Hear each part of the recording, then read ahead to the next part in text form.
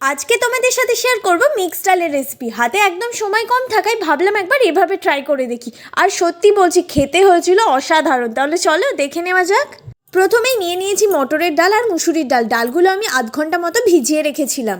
এবার ডালগুলো পরিষ্কার করে ধুয়ে নিয়ে প্রেশার কুকারের মধ্যে দিয়ে দিলাম। আর দিলাম একটা পেঁয়াজ অর্ধেক করে কেটে, একটা টমেটো, 3 কোয়া মতো রসুন, 4টে চেরা কাঁচা লঙ্কা আর পরিমাণ মতো জল। এবার দিয়ে দেবো কিছু গুঁড়ো মশলা, যেমন সামান্য হলুদ গুঁড়ো, জিরে গুঁড়ো, লবণ আর কাশ্মীরি লঙ্কা গুঁড়ো, আর একটু বাটার দিয়ে সব কিছুকে ভালো করে মিশিয়ে নিয়ে প্রেশার কুকারের ঢাকনাটা লাগিয়ে 3টে সিটি মেরে নেব।